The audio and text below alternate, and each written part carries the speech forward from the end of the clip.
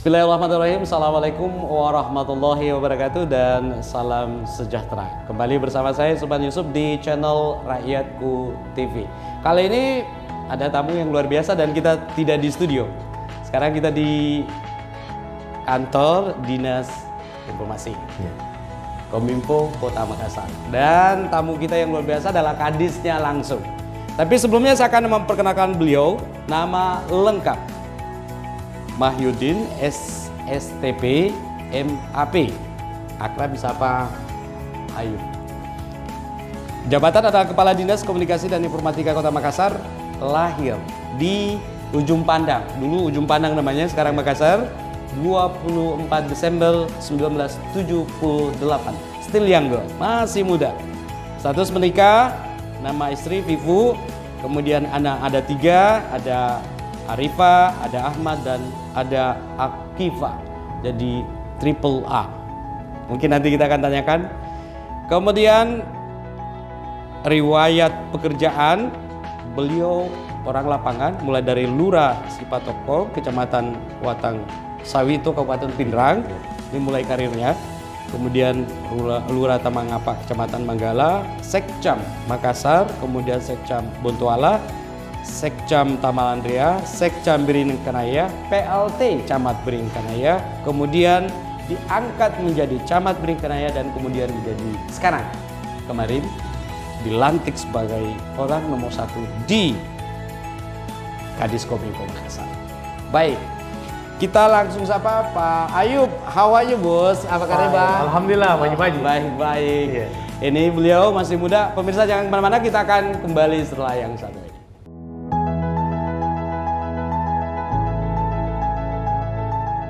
Pemirsa Rakyatku TV dimanapun Anda berada, masih bersama tamu kita luar biasa, Pak Kadis, Pak Ayub. Ayub, ya. Ini menarik loh. Masih muda, kemudian prosesnya mulai dari lurah, sekcam, kemudian camat, kemudian kadis ini kan naik terus. Ya. Ada tidak rahasianya? Ya. Rahasia dalam bekerja yang pertama itu ikhlas. Ikhlas. Ikhlas. Ini sama dengan Pak JK. Pesan Pak JK itu kalau kerja ikhlas. Baik, lanjut. Ikhlas. Yang kedua, kita komitmen dalam bekerja. Komitmen. Baik. Apa yang menjadi pegangan kita dalam bekerja, ya, sesuai dengan aturan, ya itu yang kita jalani. Baik. Ya. Baik. Lurus saja dalam melaksanakan tugas, ya, insya Allah pasti kita akan selamat. Baik. Ya. Dan prinsip saya dalam pelaksanaan tugas itu, dimanapun bertugas, ya, tugas itu adalah ibadah. Tugas adalah ibadah. Ini sesuai dengan motonya kalau nggak salah ya. Kalau moto saya itu hidup adalah ibadah. Ya, hidup adalah ibadah. Tugas adalah ibadah. Ya, baik. Setiap kita melaksanakan tugas, namanya ibadah, berarti kita harus sesuai aturan. Ya. Kita harus ikhlas. Baik. Kita harus jujur. Baik. Norma itu dijalankan. Nah, biarkanlah berjalan tugas itu. Ya. Pasti itu akan berhasil. Ya, dibarengi dengan doa ya, Pak. Dibarengi dengan doa, dan Allah akan melihat. Ya. Ya, Allah akan melihat, dan insya Allah itu akan berberkah bagi kita. Baik, ini luar biasa. Sederhana sebenarnya, singkat, tapi kemudian sebenarnya informasi dulu saya waktu tugas di Senayan di Jakarta, Pak JK itu pesankan ke saya. Ini ikhlas yang tadi disinggung. Bang, kalau kerja itu ikhlas katanya. Kenapa ikhlas? Karena kalau berhasil yang kita cari, syukur. Tidak berhasil juga syukur. Ya ikhlas. Dan kalau, itu luar biasa. Betul. Kalau ikhlas kita bekerja itu, kita mencita-citakan sesuatu. Baik. Kita tidak dapat yang kita cita-citakan, kita serahkan ikhlas, seperti Allah belum menginginkan kita ke sana. Mungkin yang terbaik yang di sini yang terbaik. Ya. Itu banyak dalam kami melaksanakan tugas. Selama saya menjadi ASN, akan saya terangkat dari ASN itu di 1997. Baik. Ya, 97 saya masuk STPDN, langsung terangkat jadi PNS. Setelah 2001 tamat, langsung penempatan pertama di Kabupaten Pindrang. 2002 ternyata diamanahkan menjadi lurah di Sipatokong selama 3 tahun saya di Pindrang. 2004 akhir 2004 akhir saya menjadi lurah di Kota Makassar di Kelurahan Tamangapa. Baik. Ya, di Tamangapa itu hampir kurang lebih 8 tahun saya di sana, 2004 sampai 2012. Baik. Ya. Pak Ayub, siapa idolanya? Ya. Idola Dalam hidup ini kan biasa kita mengidolakan seseorang ya, gitu loh. idola saya dalam hidup ini yang pertama orang tua saya. Orang tua, baik. Iya. Dan mungkin ada pesan dari orang tua yang mungkin bisa dibagi ke pemirsa kita yang menurut saya Pak Ayub itu nggak bisa lupa. Ini sedih mengingat Iya. orang tua ya. Bapak kan sudah meninggal. Iya. Maaf. Baik. Pesan Bapak, saya kan bukan keluarga pejabat. Baik, baik. Saya keluarga orang tua guru. Baik. Pesan Bapak, ya, dimanapun kau bekerja, profesi apapun kau bekerja, ya, Baik. yang tadi ikhlas, ya, hargailah orang yang ada di sekeliling. Hargai orang yang ada di sekeliling. Walaupun bagaimana, walaupun itu bawahan kamu, walaupun itu adalah teman kamu, walaupun bukan atasan kamu, kau yang tertinggi, hargailah mereka. Baik. Karena itu yang akan membuat jalanmu sukses ke depan. Baik. Ini kata bijak kalau bahasa kita itu sepakat tahu ya, Pak. Iya. Hormati. Itu yang saya pegang selama pelaksanaan tugas. Ya, tidak ada pembeda-bedaan. Baik. Ya. Staf seperti keluarga. Baik. Ya. Teman seperti keluarga. Baik. Ya. Begitu Bapak. Baik, ini luar biasa teman-teman. Sampai Pak Kadis agak sedih mengingat orang tuanya dan apa yang dipesankan memang sangat-sangat penting. Ini menjadi inspirasi buat kita semua. Dan pemirsa jangan kemana-mana, kita akan kembali setelah yang satu ini.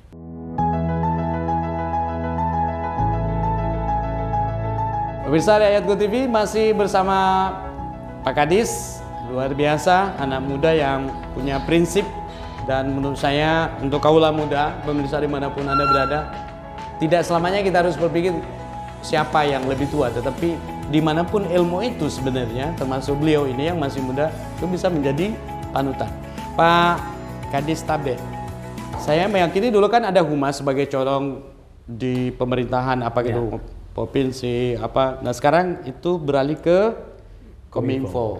Nah sumber informasi itu ada di Kominfo. Nah boleh tahu tidak apa yang menjadi prioritas Dhani Fatma? Ini kan sebenarnya kalau mau bicara real, tahun inilah baru real mereka memimpin. Karena sebelumnya kan itu peralihan dari PJ kan, anggarannya juga dari PJ. Ini saya pikir baru real Dhani Fatma yang sesungguhnya untuk kemudian membawa Makassar, walaupun tersisa 2 tahun ya. Baik, Tabe Ki, apa yang menjadi priority Dhani Fatma untuk 2022 ini? Ya, yang menjadi prioritas dari Bapak Ramdan Pomanto dan Ibu Fatmawati Rusdi di 2022 ini, terkhusus yang ada di bidang kami di Dinas Komunikasi dan Informatika. Yang mana perlu kami jelaskan dulu, setelah bagian Humas Sekretariat Kota di Lebur menjadi masuk dalam tugas kami, maka semua fungsi-fungsi kehumasan dari pemerintah kota itu ada di Dinas Komunikasi dan Informatika Kota Makassar. Baik. Dalam hal ini kami pasti akan memberikan informasi terhadap program kegiatan dari pemerintah kota ke depan di tahun 2022. Yang pertama, ada salah satu nomor telepon panggil darurat ya, yang dulu ada, tapi masyarakat sudah mulai melupakan. Iya, ini kita aktifkan kembali. Walaupun tetap aktif, tapi kita masifkan kembali masyarakat. Ya. Karena nomor telepon panggil darurat ini bertujuan memberikan jalan ya, atau memberikan solusi kepada masyarakat kalau ada hal-hal kegawat daruratan terjadi, bisa menghubungi nomor ini. Pelayanan cepat untuk mengakses itu. Ya, seumpama ada yang butuh ambulans, ada yang butuh perawatan dari dokter, ada yang butuh untuk dimobilisasi ke rumah sakit, ya, melalui telepon panggil darurat ini akan langsung. Baik. Ya. Operator kami akan menghubungkan langsung dengan petugas yang bisa Berkompeten untuk hal tersebut. Baik, Begitu ini juga luar biasa. dengan hal-hal yang lain, kebakaran, Baik. banjir, sampah tidak diangkat, Ya. dan pelayanan-pelayanan dari pemerintah kota yang warga ingin adukan karena tidak puas dengan pelayanan tersebut bisa menyampaikan kepada kami melalui 112. Baik, pemirsa, ini penting sekali warga Makassar khususnya yang punya problem yang mungkin mau diadukan itu di 112. Persoalan apa saja? Persoalan apa saja? Persoalan apa saja? Pak Kadis sudah yang ngomong persoalan apa Persoalan saja? apa saja? Telepon 112. Ya. Asal jangan misalkan Anda mau cerai juga dihubungi. Itu tidak termasuk. Tapi kalau ada kebutuhan misalkan ada genangan air atau apa yang perlu untuk ditindaklanjuti pemerintah Kota Makassar, itu bisa langsung ke 112 ya Pak? Bisa. Kadis ya? Ya, nah ini penting nih. Itu satu. Baik, yang lanjut selain itu. Yang kedua prioritas. selain itu ya. Yang kedua, pemerintah Kota Makassar dalam hal ini Bapak Insinyur Ranggawana Purwanto dan Ibu Fatmawati Rusdi, Baik. kami sementara mengaktifkan pejabat pengelola informasi dan dokumentasi di masing-masing SKPD. Baik, ini luar biasa nih. Tujuan dari PPID ini adalah ingin memberikan keterbukaan informasi publik kepada masyarakat. Baik, ini bagus nih. Ini bagus. Jadi PPD ini bertugas mengelola informasi yang ada dalam masing-masing SKPD, dan masyarakat bisa kalau ingin mengetahui informasi sekaitan dengan program dari pemerintah kota, sekaitan dengan program dari SKPD tersebut, Baik. masyarakat bisa langsung menanyakan kepada PPID ini. Baik, baik. Ya. Ini akan dibuka total Akan ya. terbuka total nih. Luar biasa. Ya. Baik dari segi anggaran kita akan buka. Baik. Nah, anggaran yang dilakukan SKPD ini ada berapa? Itu akan PPID akan menjelaskan. Baik, Ya. baik. Nah, kegiatan-kegiatan yang akan dilaksanakan pada tahun 2022 ini PPID akan menjelaskan.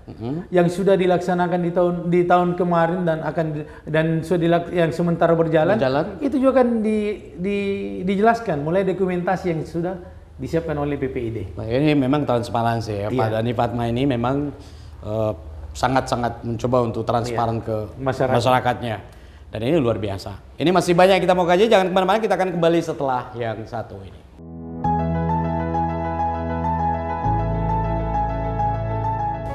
Pemirsa Rakyatku TV, saya sangat senang karena banyak hal yang kita bisa dapatkan di Pak Kadis, termasuk informasi 112 itu yang sangat penting. Tetapi ada hal yang paling mendasar dan mungkin kita alami semua.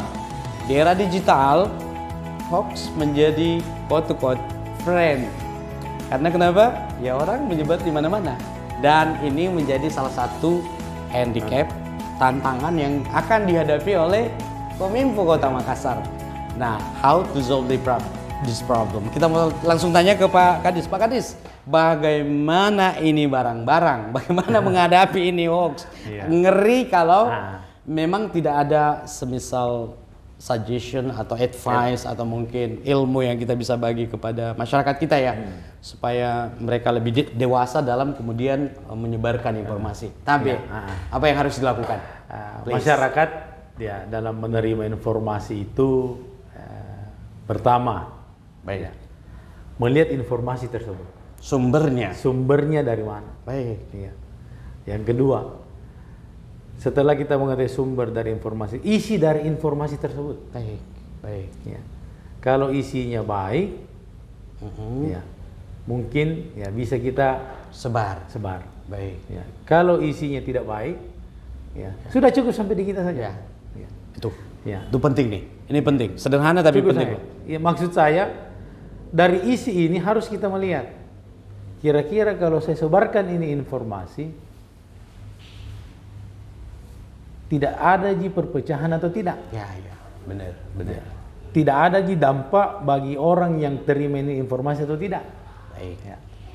Kalau membawa dampak yang tidak baik, cukup informasi ini sampai ke kita saja, walaupun benar. Betul. Nah, tidak usah kita sebarkan. Apalagi kalau informasi sudah tidak benar. Baik. Ya, lebih tidak disebarkan. Ya.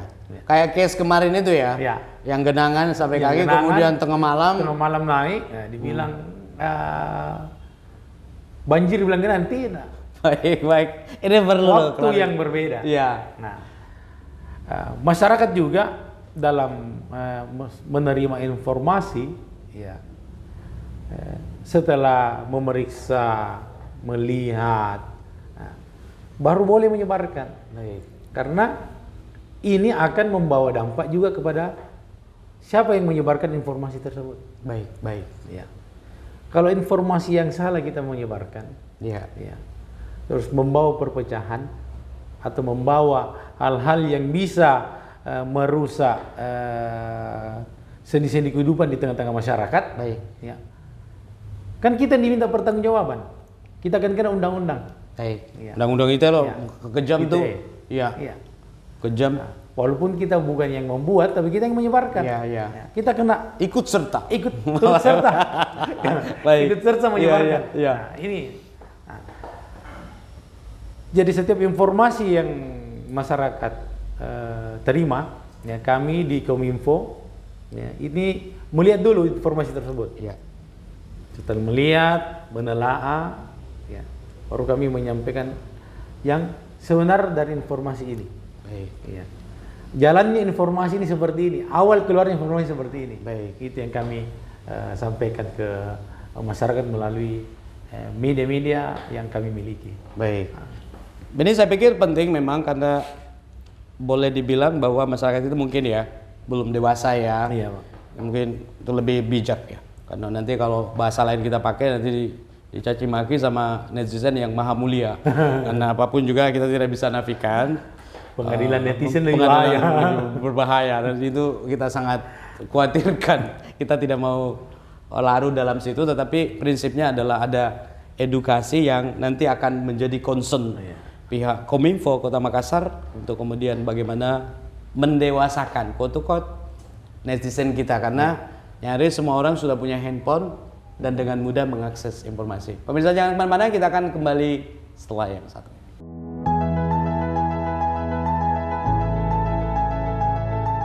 Pemirsa Aryaku TV masih bersama tamu kita yang luar biasa, anak muda yang cerdas menurut saya, Pak Kadis. Pak Kadis, tapi saya dengar ada namanya Recover Center. Dulu kan ini untuk COVID-19, ya. tapi kemudian ini general diperluas. Ya.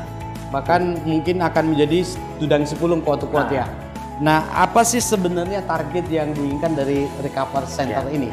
Tabe. Iya, target dari Recover Center ini merupakan salah satu bangunan Baik. yang dirancang dalam bentuk kontainer untuk bagaimana pengendalian COVID-19 waktu Wah, 2020 kemarin. Baik. Ya.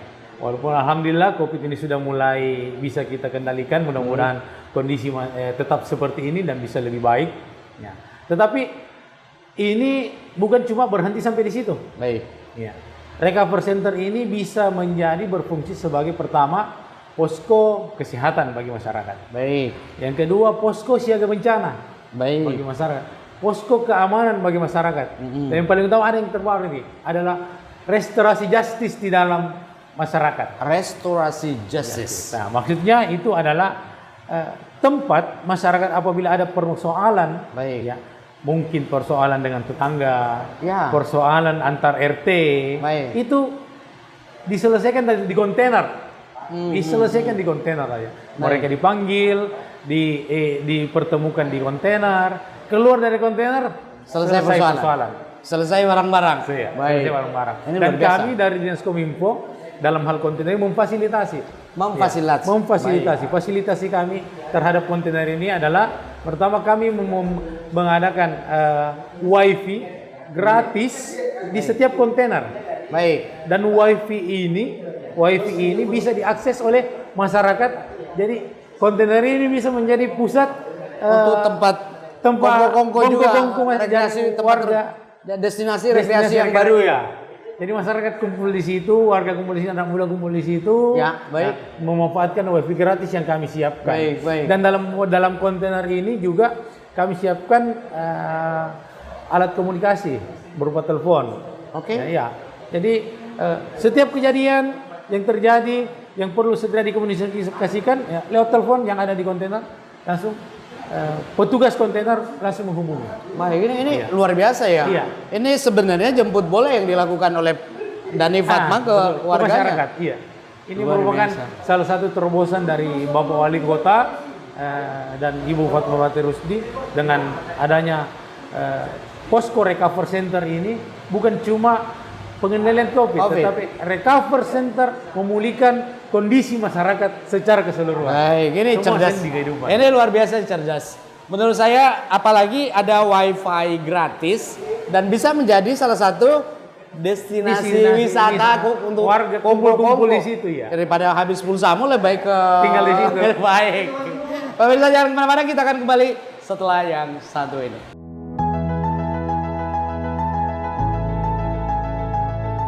Baik, pemirsa Rakyatku TV dimanapun Anda berada, sebenarnya masih banyak yang saya mau tanyakan Pak Kadis. Iya.